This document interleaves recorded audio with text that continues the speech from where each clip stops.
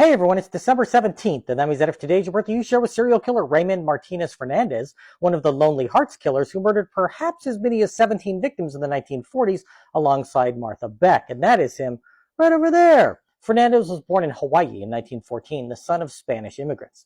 When he was a young child, the family moved to Connecticut, and when he reached adulthood, he moved to Spain to work for his uncle, where he got married and had 4 children.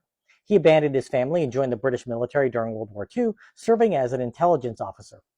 After the war ended, he headed back to America, and on the voyage across the Atlantic, a steel hatch on the ship he was on fell on his head, fracturing his skull and causing brain damage. When Fernandez arrived, he spent 3 months recovering from the injury in a hospital, and when he was released, he was arrested for stealing some clothing, spending the next year in jail. His cellmate taught him about voodoo and black magic, with which he became obsessed, later claiming that he used black magic to develop the power to attract women. Upon his release, he moved to New York City and began answering personal ads from lonely women. He would wine and dine them before stealing their possessions and savings like a 1940s Tinder swindler. Most victims were too embarrassed to report what had happened to the police, so never faced legal scrutiny for these activities.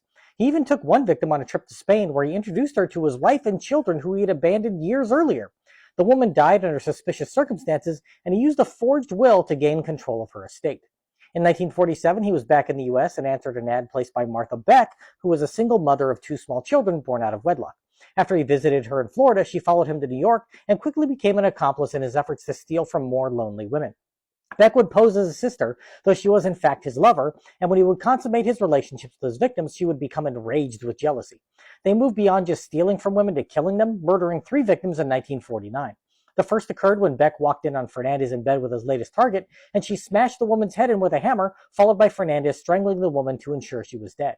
They fled to Michigan and stayed with another woman as part of their scam when their first victim's family grew suspicious, and Beck attempted to strangle the daughter of their new Mark when the child wouldn't stop crying.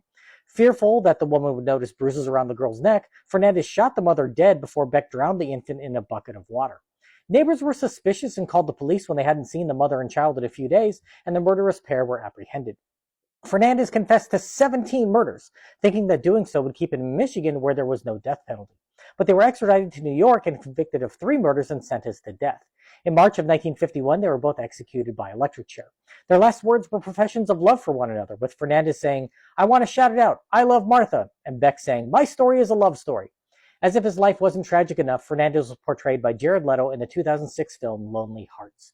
If this is your birthday, I hope you have a great day. Leave me a comment so I can wish you a happy birthday. If you know someone whose birthday it is today, send them this video so they can find out all about their birthday twin. And to Raymond Martinez Fernandez, I say, happy birthday, you bastard.